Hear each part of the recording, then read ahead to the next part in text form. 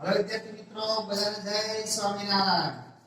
હવે આપણે ત્રીજા સૂત્રમાં થોડાક આગળ જઈએ તો આપણે આગળ અવરોધોનું શ્રેણી જોડાણ સમાંતર જોડાણ ભણી ગયા. એવી જ રીતે આપણે વિદ્યુત કોષો એટલે બેટરીઓ બરાબર એના જુદા જુદા પ્રકારના જોડાણ વિશે આપણે વાત કરીશું. તો સૌથી પહેલું વિદ્યુત કોષોનું સંયોજન એટલે શું?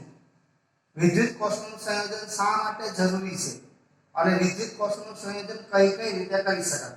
બરાબર? તો પેલા પ્રશ્ન છે, જો બોર્ડ પર લખ્યું છે વિદ્યુત કોષોનું સંયોજન એટલે શું, તે શા માટે જરૂરી છે અને તે જણાવી વિદ્યુત કોષના સંયોજનના પ્રકાર જણાવો.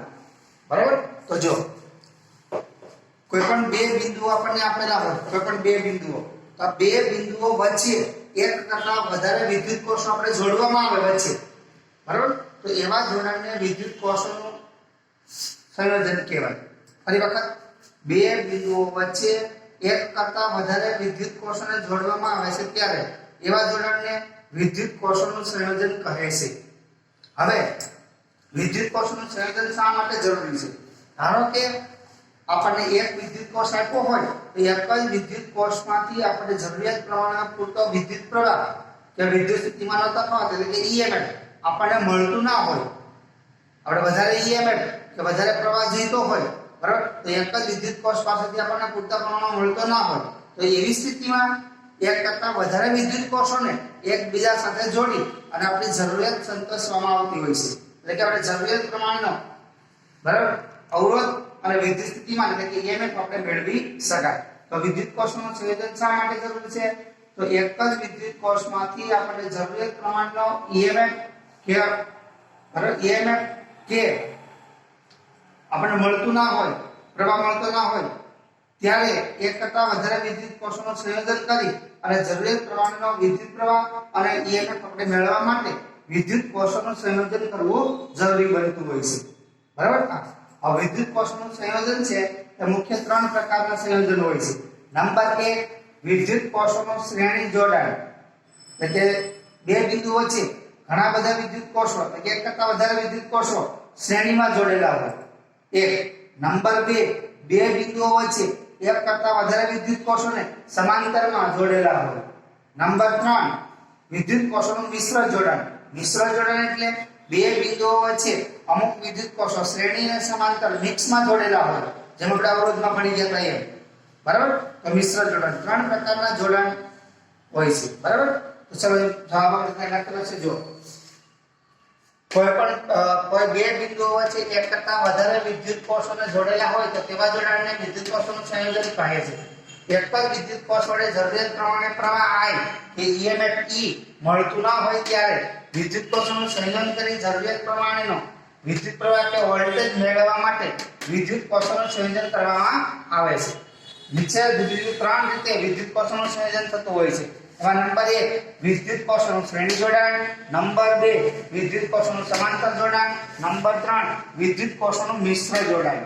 બરાબર? હવે આમાંથી આપણે વિદ્યુત કોષોનું એટલે કે બેટરીઓનું શ્રેણી જોડાણ અને સમાંતર જોડાણ એ બંને વિશે વિસ્તારથી આપણે વિગતે આપણે અભ્યાસ કરવાનો છે. હવે જોઈએ પહેલા વિદ્યુત કોષોનું શ્રેણી જોડાણ. બરાબર? તો આપણે શરૂઆતમાં બે વિદ્યુત કોષોના શ્રેણી જોડાણથી આપણે કરીશું. એના પરથી વ્યાપક સૂત્ર આપણે મેળવીશું.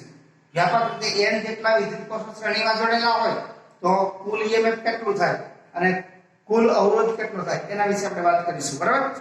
તો ચલો, તો જો આપણે આ આકૃતિ 1 અને આકૃતિ 2 છે. આકૃતિ 1 માં E1 જેટલું EMF અને R1 જેટલો આંતરિક અવરોધ, એવી જ રીતે E2 જેટલું EMF અને R2 જેટલો આંતરિક અવરોધ ધરાવતા બે વિદ્યુત કોષોને બે બિંદુઓ A અને C વચ્ચે જોડેલા છે.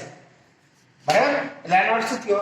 E1 અને E2 જેટલું EMF અને R1 ને R2 જેટલા આંતરિક અવરોધ ધરાવતા બે વિદ્યુત કોષોને આકૃતિ 1 માં શ્રેણીમાં જોડીને દર્શાવેલા છે.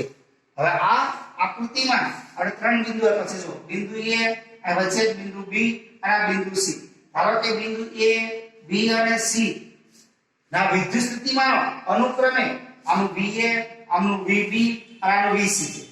તો હવે પહેલા આપણે પેલો વિદ્યુત કોષ છે એના બે ધ્રુવો અથવા બે છેડા A અને B, તો એ છેડો એટલે ધન ધ્રુવ કહેવાય, બી બિંદુ છે બરાબર, બી છેડો એટલે ઋણ ધ્રુવ કહેવાય. તો પેલા વિદ્યુત કોષના બે છેડા વચ્ચેનો બરાબર, બે છેડા વચ્ચેનો વિદ્યુત સ્થિતિમાનનો તફાવત જેને આપણે આમ લખાય VAB. હવે આગળ ભણી ગયા. વિદ્યુત સ્થિતિમાન તફાવતનું સૂત્ર V E - IR. આ વિદ્યુત સ્થિતિમાન એટલે ટર્મિનલ વોલ્ટેજ છે. ટર્મિનલ વોલ્ટેજ, વિદ્યુત ચાલક બળ અને આંતરિક અવરોધ વચ્ચેનો સંબંધ દર્શાવતું આ સૂત્ર છે બરાબર. તો આ સમીકરણ ઉપરથી પહેલા અવરોધના બે છેડા વચ્ચેનું આપણે લખવું હોય વિદ્યુત સ્થિતિમાન તો VAB બરાબર E - IR આ સૂત્ર આપણું. પણ પહેલા વિદ્યુત કોષ માટે બરાબર બે શ્રેણીમાં છે એટલે પ્રવાહ સમાન હશે. તો અહીં આપણે લખાય પહેલા વિદ્યુત કોષ માટે બરાબર પહેલાનું EMF બેમાં પ્રવાહ સરખો છે એટલે I1 નહીં લખીએ, પણ પહેલા વિદ્યુત કોષનો અવરોધ R1.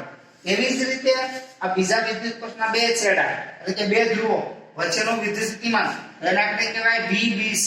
આ સૂત્ર પ્રમાણે E - IR બીજો વિદ્યુત કોષ છે અને વિદ્યુત ચાલક બળ E2 અને આ R2. તો હવે આજે આપણે બે વિદ્યુત કોષનું શ્રેણી જોડાણ છે. આ સંયોજનનું કુલ સ્થિતિમાન આપણે લેવું હોય તો કુલ સ્થિતિમાન એટલે આ પહેલા વિદ્યુત કોષનું સ્થિતિમાન પ્લસ બીજા કોષનું વિદ્યુત સ્થિતિમાન એટલે કે પહેલા અને છેલ્લા છેડા વચ્ચેનું વિદ્યુત સ્થિતિમાન એટલે આપણે કહીશું VAC બરાબર VAB વત્તા VBC બરાબર. તો VAB અને VBC આપણે લખેલા છે તે આપણે આમાં મૂકીએ, સરળ કરીએ. ચલો જો આ લખી દીધું. બે વિદ્યુત કોષનું શ્રેણી જોડાણ સમજાવો. તો આકૃતિ 1 માં E1 અને E2 જેટલું EMF અને અનુક્રમે R1 અને R2 જેટલો આંતરિક અવરોધ ધરાવતા બે વિદ્યુત કોષોનું શ્રેણી જોડાણ દર્શાવેલ છે. શ્રેણી જોડાણમાં બરાબર શ્રેણી જોડાણ કોને કહેવાય તો જો મળે આ એક વિદ્યુત કોષનો એક ધ્રુવ બરાબર આપણે ઋણ ધ્રુવ છે એને બીજા વિદ્યુત કોષના ધન ધ્રુવ સાથે જોડેલ છે બરાબર. હવે આવી રીતે વિદ્યુત કોષનું શ્રેણી જોડાણ એટલે શું? તો એક કરતા વધારે વિદ્યુત કોષોને આપણે એવી રીતે જોડીએ બરાબર કે એક એક છેડો દરેક કોષનો એકબીજા સાથે જોડેલો હોય. જ્યારે પહેલા કોષ અને છેલ્લા કોષના એક એક છેડા ખુલ્લા હોય. અને બે વિદ્યુત કોષ છે અને જો બંને વિદ્યુત કોષના એક એક ધ્રુવો એકબીજા સાથે જોડેલા છે.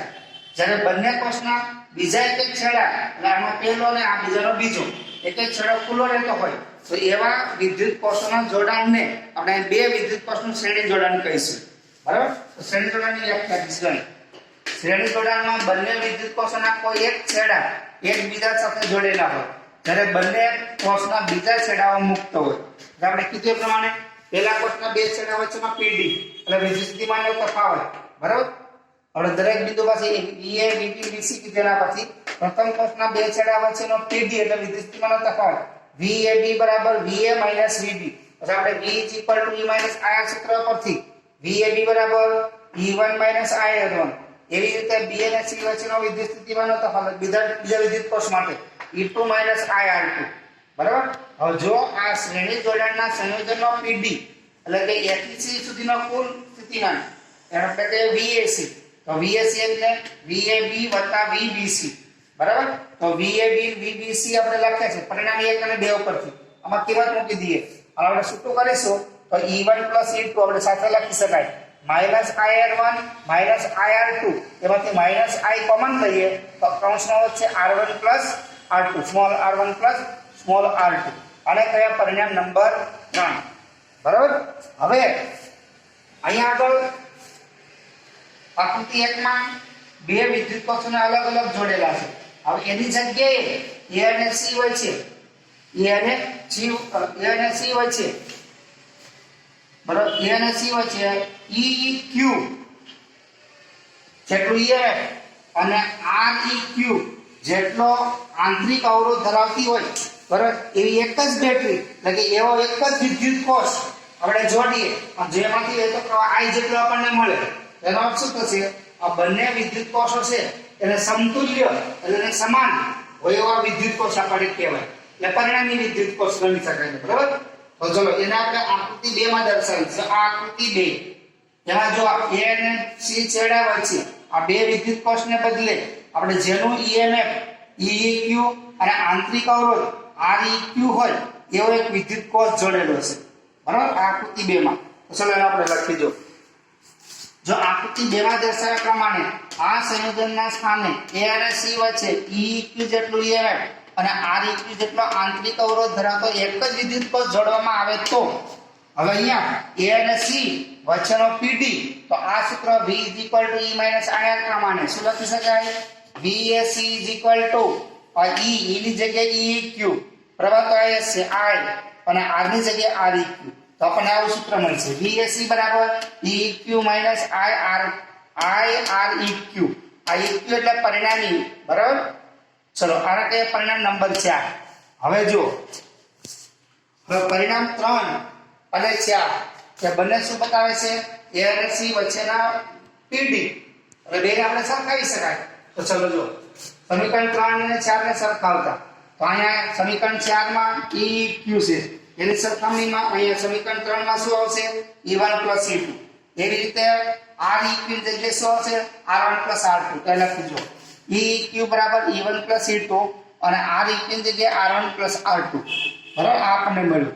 હવે અહીંયા આપણે આકૃતિ 1 માં પહેલા વિદ્યુત કોષના ઋણ ધ્રુવને બીજા વિદ્યુત કોષના ધન ધ્રુવ સાથે જોડેલા છે. એટલે ટૂંકમાં બંને વિદ્યુત કોષના વિજાતીય ધ્રુવો જુદા જુદા ધ્રુવો એકબીજા સાથે જોડાયેલા છે.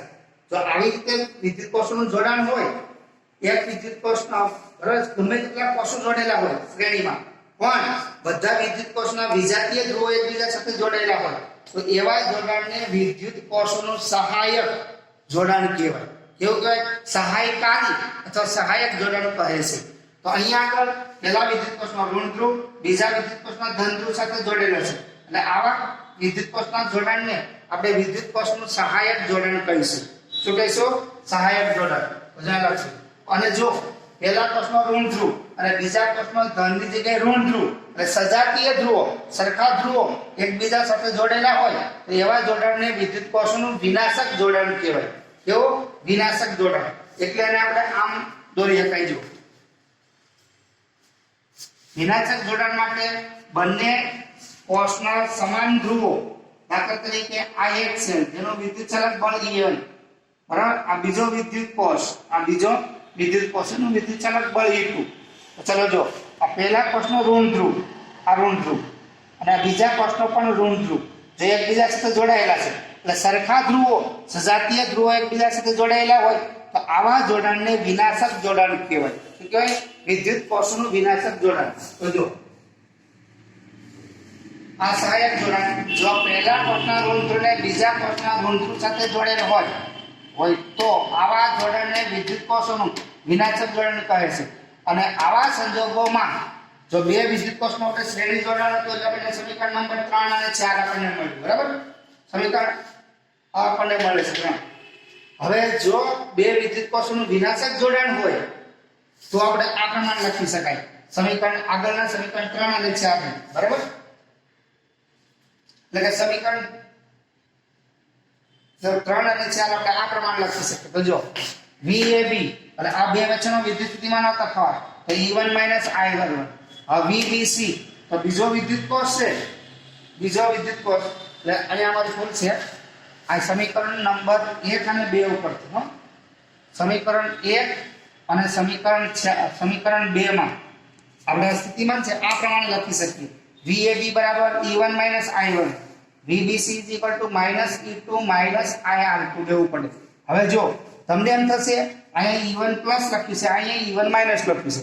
હવે જે બેટરીમાંથી પ્રવાહ જે બેટરીના ધન ધ્રુવમાંથી પ્રવાહ બહાર આવતો હોય એક જ પરિપથમાં એક કરતા વધારે વિદ્યુત કોષ જોડેલા હોય ત્યારે જે બેટરીમાંથી વિદ્યુત પ્રવાહ બહાર આવતો હોય એ બેટરીનું જે બેટરીના ધન ધ્રુવમાંથી પ્રવાહ બહાર આવતો હોય એ બેટરીનું EMF વધારે હોય. બરાબર એટલે અહીંયા આપણે પ્લસ લખ્યું છે જ્યારે અહીંયા આપણે ઋણ ધ્રુવમાંથી પ્રવાહ બહાર આવે છે એટલે માઈનસ લખ્યું છે અને અહીં કાઉન્સમાં પણ લખ્યું E1 > E2. બરાબર હવે જો વ્યાપક રીતે જો કોષના ધન ધ્રુવમાંથી પ્રવાહ બહાર નીકળતો હોય તેવા n વિદ્યુત કોષોને શ્રેણીમાં જોડીએ તો આપણને એનું સૂત્ર મળશે પરિણામી વિદ્યુત ચાલક બળનું. તો આ જ પ્રમાણે આ જે આપણે વિદ્યુત ચાલક બળ લઈએ એટલે આ ભાગ મળે આંતરિક અવરોધ લઈએ એટલે આ ભાગ મળે. બરાબર એના પરથી ચાહે બે વિદ્યુત કોષ એટલે E1 + E2 3 હોય તો E1 + E2 + E3 minus I કૌંસમાં R1 + R2 + R3 થાય. તો આ પ્રમાણે જો શ્રેણી જોડાણમાં બધા વિદ્યુત કોષોના ધન ધ્રુવમાંથી પ્રવાહ બહાર આવતો હોય ત્યારે એવા n જેટલા વિદ્યુત કોષોના શ્રેણી જોડાણ માટે કુલ EMF આ સૂત્ર પ્રમાણે લખી શકાય. જો આ સૂત્ર લખ્યું છે આ કુલ EMF માટેનું, બરાબર. તો EQ = E1 + E2 up to +EM. આ શું દર્શાવે છે? શ્રેણી જોડાણમાં કુલ EMF દરેક બેટરીના EMF ના એટલે કે વ્યક્તિગત EMF ના સરવાળા જેટલું હોય. અને આંતરિક અવરોધ માટે પણ જો આ સંયોજનનો આંતરિક અવરોધ એનું સૂત્ર અહીંયા પણ એનો સરવાળો થાય છે, બરાબર. તો જો લખ્યું છે જો એટલે કે શ્રેણી જોડાણનું કુલ EMF અને કુલ આંતરિક અવરોધ દરેક કોષના વ્યક્તિગત EMF અને આંતરિક અવરોધના બરાબર વ્યક્તિગત આંતરિક અવરોધના સરવાળા બરાબર થાય. પણ જો જે સેલનો ઋણ ધ્રુવમાંથી પ્રવાહ બહાર આવતો હોય આપણે સૂત્ર લખીએ, બરાબર. અહીંયા શેના માટે તો બધા વિદ્યુત કોષના ધન ધ્રુવમાંથી પ્રવાહ બહાર આવતો હતો. પણ જો કોઈ વિદ્યુત કોષ ના ઋણ ધ્રુવમાંથી પ્રવાહ બહાર આવતો હોય તો આજે આપણે EQ નું સૂત્ર લખ્યું. તો જે વિદ્યુત કોષમાંથી પ્રવાહ બહાર આવતો ઋણ ધ્રુવમાંથી પ્રવાહ બહાર આવતો હોય એ વિદ્યુત કોષનું EMF એટલે ઋણ લેવું પડે. દાખલા તરીકે ધારો કે બીજા વિદ્યુત કોષના ઋણ ધ્રુવમાંથી પ્રવાહ બહાર આવે છે તો આ સમીકરણમાં E1 - E2 પ્લસ એ પ્રમાણે લખાય. તે પ્રમાણે લખીશું.